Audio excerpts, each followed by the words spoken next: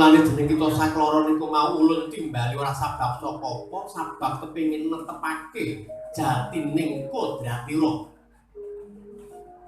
Jer kowe sakloro niku mau duwe simbahan luhur minangka adik-adik saka buruning jagat raya. Bathara Wisnu minangka ratu, minangka pangarsa kang ngunake para ratu.